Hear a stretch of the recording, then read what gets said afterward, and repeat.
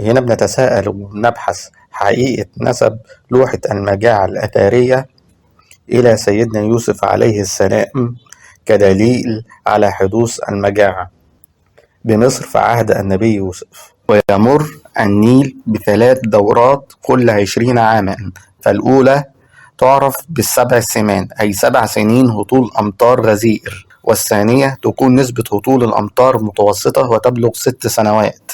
أما الدورة الثالثة فهي 7 عجاف، وقد تنخفض فيها المياه جدا لتكون سببا كافي لحدوث مجاعة. ولوحة المجاعة هي صخرة منحوتة موجودة بجزيرة سهيل بأسوان، والتي تتحدث عن 7 سنوات من الجفاف والمجاعة في عهد الملك زوسر.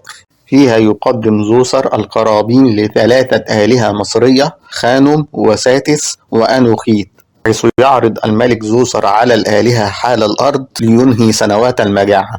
حيث يصف نص اللوحة طلب زوسر من كهنة وزيره منحوت بالمساعدة. بحث الكهنة الأمر في معبد تحوت، وأبلغ كاهن الملك أن من يتحكم في فيضان النيل هو الإله خانم، وأنه غاضب، لذا فإنه لا يسمح لمياه النيل بالتدفق. فأمر زوسر بحمل القرابين إلى الجنوب لاسترضاء الإله خانم. وبعد ذلك رأى الملك حلما يعده خانم بإنهاء المجاعة، وفاض النيل بعد 7 سنوات من الجفاف. وزي ما باين في الصورة أن الإله خانم يخلق البشر من خلال عجلته الخاصة بصناعة الفخار لتشكيل الأطفال من طمي النيل المتوفر عند أسوان، ويضعهم في أرحام أمهاتهم.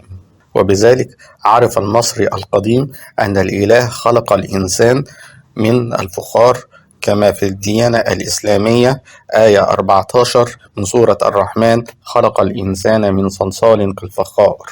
ويظهر الإله خانم على شكل إنسان ذكر له رأس كبش، وتم اختيار الكبش لشدة فحولته الجنسية، فالكبش يقوم بتخصيب جميع خراف القطيع، والقطيع كله بيمشي وراه.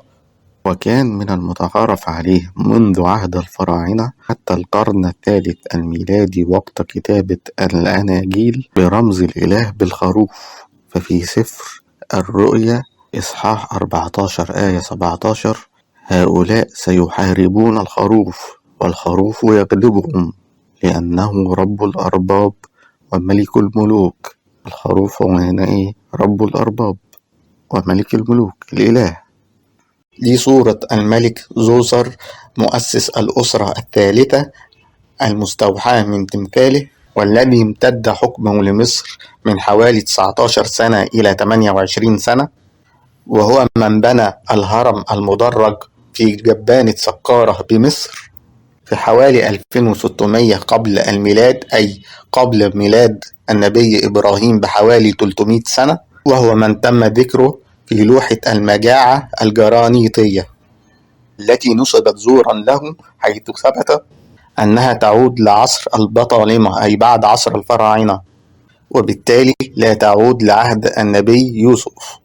قلنا اللوحة في عهد البطالمة مش في عهد الفراعنة، وإن اللوحة تعود لقصة رجل قبل ولادة النبي إبراهيم ذات نفسه ب300 عام، فإزاي هتبقى تبع قصة سيدنا يوسف؟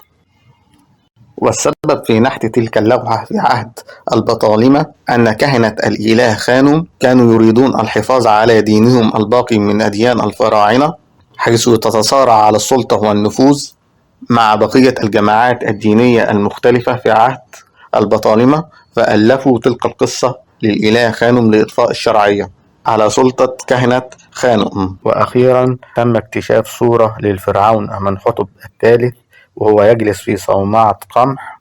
تلك الصورة توجد بمعبد خاص بابن يويا اللي قلنا عليه النبي يوسف في حلقة سورة النبي يوسف، واللي كان أحد ألقابه المسؤول عن خزائن مصر، وكده بيحافظ على حياة الناس من الجوع بالقمح المخزن في الصوامع. ويمكنك الاطلاع على حلقة سورة النبي يوسف بالوصف أسفل الفيديو.